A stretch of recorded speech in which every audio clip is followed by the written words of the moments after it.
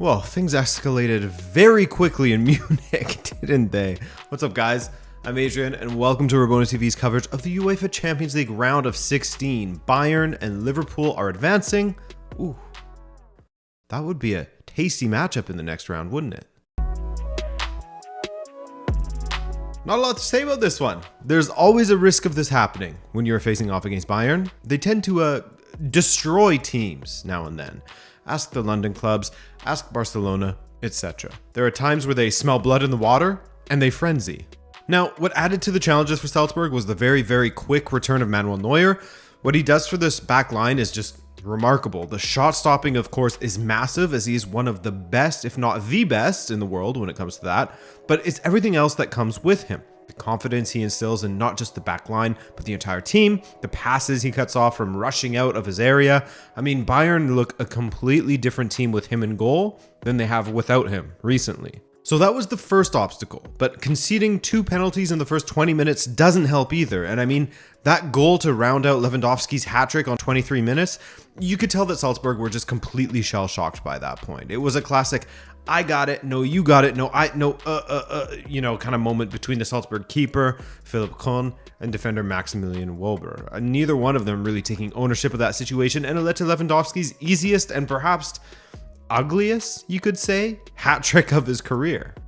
So I feel for Salzburg in some respects, but the way they played, they were just so open as well. I guess the asterisk next to that would be that in the attack at times through Aronson and Adeyemi, they looked dangerous going forward. Shout out to Kjærgaard for that stunning goal he scored off of the dangerous counter when it was already at 5-0. That was a beauty, by the way.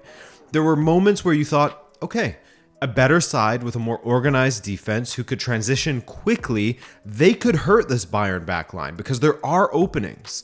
But Salzburg aren't that team. They're an exciting team and a team that will cause issues, but a full power Bayern should be beating them every single time. And that's exactly what this was, full power Bayern. Minus Goretzka, they don't have him still. Or Davies. Okay, not quite full power.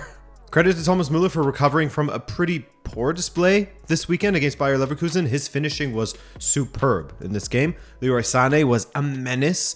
Gnabry was great prior to getting subbed. Coman, honestly, I think his most important contribution was that tackle early in the match at 0-0 that blocked Aronson's strike. That goes in, and it could be a different game. Could be, because Salzburg defending was still all over the place in this game, and I think that Bayern still would have outscored them. So yeah, 8-2 on aggregate, Bayern are cruising through. Liverpool are also advancing. I wouldn't say cruising through, as they lost this match, but they won the tie and advanced 2-1 on aggregate. Yes, they lost at Anfield for the first time since last season, and my goodness, did Inzaghi and Inter ever make it terribly difficult for them. First off, Inter defended very well and had a little luck on their side at the same time. Salah hitting the post twice, Matip hitting the bar, Van Dijk having that header deflect off, I believe it was Skriniar, but someone can correct me if I'm wrong.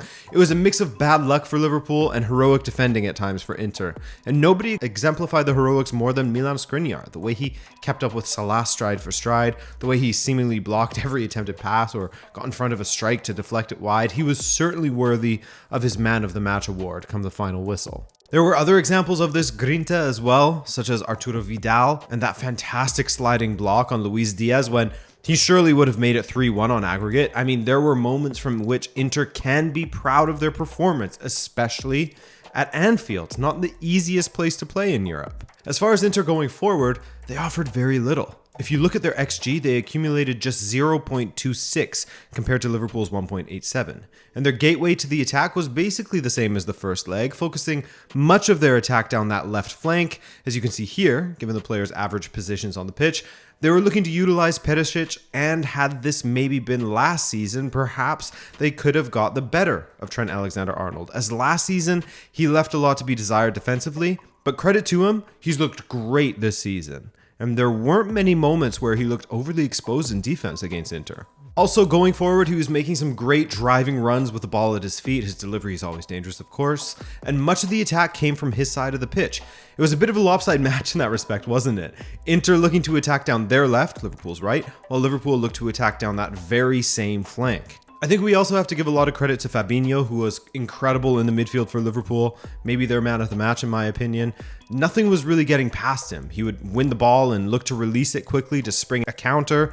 He really is fun to watch out there. He's such a clean central midfielder. As for Inter going forward, Lautaro Martinez put in another great shift following his match against Salernitana this past weekend.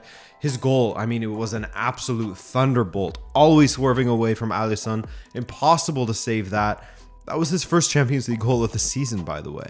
And that goal felt like it could help the momentum swing in Inter's favor there. Like, that was the thing they needed in order to get their attack up and running with a couple of smart substitutions like Correa on for Sanchez for the last 30 minutes. It would have been a fun 30 minutes.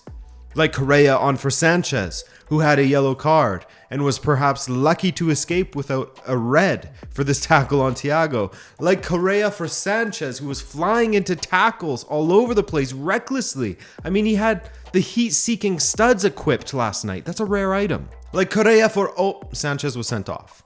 Another reckless challenge was one too many. And I know it's tempting to say there was no intent, to which I say that doesn't matter because intent is not a word in the laws of the game.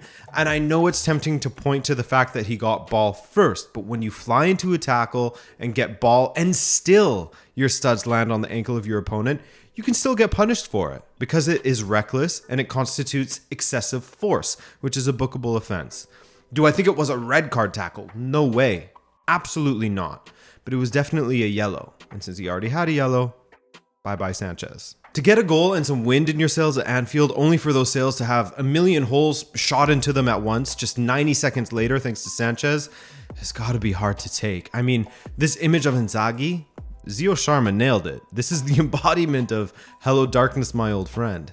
The thrilling high and the hope you get from Lautaro's banger just stripped away immediately from a reckless Sanchez. So they beat Liverpool at Anfield, which is an achievement in itself, but I don't know that it will override the disappointment of ducking out of the Champions League. Or hell, maybe the Interisti won't care as much as they can now focus solely on defending their Serie A title and beating AC Milan in the semis of the Coppa Italia. If all goes well for them, it could still be a great season. As for Liverpool, they aren't in their best form, that's for sure. Goals are kind of hard to come by. Salah's finishing is off and Firmino is still returning from injury. Jota is back but not in form yet. They just aren't at peak performance at the moment. So to still outplay Inter in many respects is impressive when you take that into consideration. All right, day one is down for this week. Today we get to take in PSG versus Real Madrid and we won't really bother with City. That has to be done and dusted, right? Interested in seeing the kind of lineup Pep goes with for that match.